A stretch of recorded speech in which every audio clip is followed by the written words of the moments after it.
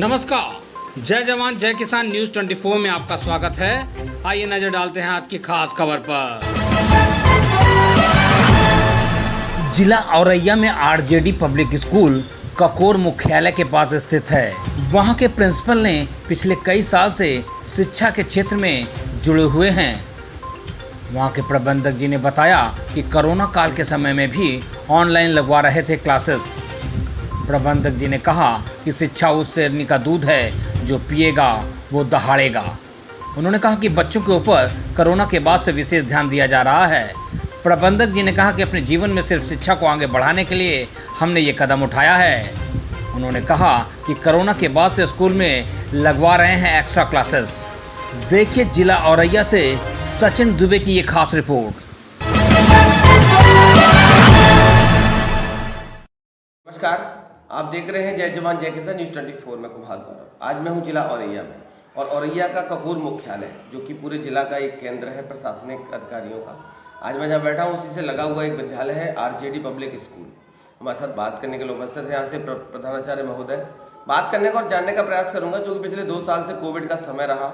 Covid के time के बाद एक बार नया सेशन शुरू हुआ है, तो जो कोविड का जो टाइम रहा उस पूरे टाइम में क्या क्या चीज़ें फेस करी, कौन कौन से चैलेंजेस फेस करें, क्या क्या परेशानियों का सामना करना पड़ा। सर सबसे पहले तो आपका स्वागत है हमारे चैनल में। जी थैंक यू। सर कोविड का टाइम, उसके बाद नया सेशन स्टार्ट हुआ, तो कौन कौन सी चीज़ें आपने फेस करी? कोविड के टाइम पे सबसे ज़्यादा समस्याएं हमारे ग्रामीण क्षेत्र में ये हो रही थी कि बच्चों के पास नेटवर्क की समस्या थी, मोबाइल की समस्याएं थी और लोग इतनी जल्दी जुड़ नहीं पा रहे थे, उन बातों को समझ नहीं पा रहे थे कि उन चैलेंजेस को फेस कैसे करना है। और इसके बाद समस्या थी हमारी बच्चों के साथ जुड़ने की, हम बच्चों को कैसे अपने साथ नई व्यवस्था से कैसे जोड़ सकते हैं। प्रयास किए गए, बच्चों को जोड़ा गया, ऑनलाइन उनकी पढ़ाई करने का प्रयास किया गया। प्रयास कुछ सफल भी हुए और पूर्णतः सफल नहीं कह सकते उन्हें, जितना हम लोगों ने करना था वो किया। अब उन चीज़ों से निकल के बाहर आने के बाद ये पता लग रहा है कि बच्चों ने लॉकडाउन के टाइम का बच्चों के पास पढ़ाई में वो वीक होते गए, उन्हें कोई भी लाभ ऑनलाइन स्टडी का नहीं मिल पाया। जिस तरह से प्रशासन ने सोच रखा था, प्रशासन की समझ थी, सोच थी, उस तरह से हम लोगों को वो नेटवर्क के माध्यम से चीज़ें नहीं प्रोवाइड हो पाई, तो बच्चे पिछड़े हैं पढ़ाई में। आपका क्या मानना है कि ऑनलाइन और ऑफलाइन में सबसे ज़्यादा इफेक्टिव क्या रहता है? ऑफलाइन, क्योंकि जब तक बच्चे क्लास में नहीं आएंगे बच्चे नहीं सीख सकते जी। बच्चे घर से तभी सीख सकते हैं जब या तो उनके पास बेहतर नेटवर्क और बेहतर सिस्टम जी। एजुकेशन का जो गैप रहा उसको संस्था कैसे रिकवर करेगी? ये सबसे एक प्रॉब्लम्स हैं, उनसे पहले सुलझाया जाए।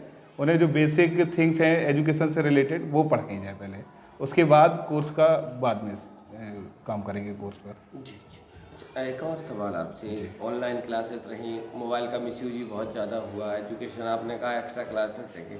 इसी के साथ साथ एक और हिंदुस्तान के परिवेश में एक चीज़ और हो रही है, हिंदुस्तान पर धीरे धीरे वेस्टर्न कल्चर हावी हो रहा है और बच्चे अपनी मूल संस्कृति से दूर जा रहे हैं। संस्था ऐसा क्या करेगी जिससे हमारी संस्कृति भी बची रहे और शिक्षा भी आगे बढ़े? इस संबंध में सबसे ज़्यादा दोषी अगर कोई है वो मोबाइल है। और लॉकडाउन में क्या हुआ है कि बच्चों के पास मोबाइल बड़ी सरलता से पहुँचे हैं और जिसका सबसे ज़्यादा नुकसान शिक्षा में हुआ है।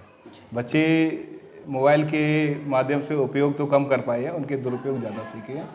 तो उन सभी चीज़ों से बाहर निकलने के लिए सबसे ज़्यादा ज़रूरी है गार्जियंस का सहयोग। अगर अभिभावक हमें सहयोग करेगा, बच्चे ग्रामीण क्षेत्र के हैं वो इतनी जल्दी उन चीज़ों को भुलाकर आगे बढ़ेंगे, सीखेंगे, तो सबसे पहले गार्जियंस का जितना अच्छा हमें सहयोग मिल जाएगा हम उससे बाहर निकलेंगे और बच्चों को बेहतर शिक्षा दे पाएंगे। मानव जीवन में शिक्षा को कितना महत्वपूर्ण मानते हैं? मानव जीवन में शिक्षा का बहुत ज़्यादा महत्व है। बिना शिक्षा के कोई भी व्यक्ति केवल अपना जीवन यापन भी ठीक ढंग से नहीं कर सकता। शिक्षा ही व्यक्ति को इस योग्य बनाती है कि वो अपना जीवन निर्वहन भी ठीक ढंग से कर पाए और बेहतर भविष्य बना पाए। कोविड के समय सरकार का किस तरीके का सहयोग रहा? सरकार का कोई सहयोग नहीं था कोविड के टाइम पे। प्राइवेट विद्यालयों के लिए सरकार का कोई भी सहयोग इस तरह से नहीं था। जो प्राइवेट अध्यापक थे उनके लिए कोई सहयोग नहीं था। बच्चों की फीस के संबंध में कोई सहयोग नहीं था। वो तो हम लोगों ने अपनी तरफ से बच्चों की फ़ीस रिलैक्स कर दी थी। बच्चों की फ़ीस जितने दिन विद्यालय बंद रहा, प्राइवेट स्कूलों को कोई भी फ़ीस नहीं मिली। हम लोगों ने बहुत समस्याएं फेस करी। उन चीज़ों से अब धीरे धीरे बाहर निकल रहे हैं, लेकिन उनसे बाहर निकलने में कम से कम 2 से 3 साल का समय लग जाएगा। कोविड के बाद नया सेशन शुरू हुआ है, पेरेंट्स के लिए क्या संदेश है? पेरेंट्स के लिए बस इतना संदेश है कि पेरेंट्स अपने बच्चों को थोड़ा सा मोबाइल से दूर रखें और विद्यालय के टच में बने रहें, जिससे विद्यालय से संपर्क करके वो बच्चों को बेहतर शिक्षा की ओर ले जा सकें या लॉकडाउन के समय जो नई कमियां उभर कर आई हैं उन पर काम कर सकें। तो उसके लिए हमें सबसे ज़्यादा गार्जियंस का सहयोग चाहिए। कोविड के टाइम में पूरा सिनेरियो आपने देखा है, हिंदुस्तान के साथ साथ अन्य देशों का भी। पूरे सिनेरियो को देखने के बाद ईश्वर से क्या प्रार्थना करना चाहिए? ईश्वर से बस यही प्रार्थना करते हैं कि भविष्य में भारत को या और दूसरे देशों को इस प्रकार की समस्याएं ना सामना करना पड़े, या दूसरा इस योग्य बनाया जाए, आने वाली पीढ़ी को इस योग्य बना सके कि वो इन समस्याओं का बेहतर ढंग से समाधान निकाल पाए, समय रहते समाधान निकाल पाए। आखिरी सवाल, राष्ट्रीय पर्व आ रहा है 15 अगस्त, क्या शुभकामनाएं? सभी बच्चों को, अभिभावकों को और आप लोगों को भी 15 अगस्त की बहुत बहुत धन्यवाद सर बात करने के लिए। हमारे साथ है आरजेडी पब्लिक स्कूल के प्रधानाचार्य महोदय। बहुत बारीकी से बताया कोविड के समय कौन कौन से चैलेंजेस फेस करें। हमें आशा है, उम्मीद है कि संस्था अपना 100% देगी, जिससे कि जो भी एजुकेशन का गैप रहा उसको रिकवर करने में आसानी होगी। न्यूज़ 24 की तरफ से प्रधानाचार्य महोदय को, विद्यालय स्टाफ को आने वाले पर्व 15 अगस्त की बहुत बहुत बधाई, बहुत बहुत शुभकामनाएं। धन्यवाद। पल पल की खबरों को देखने के लिए चैनल को लाइक, सब्सक्राइब और शेयर जरूर करें।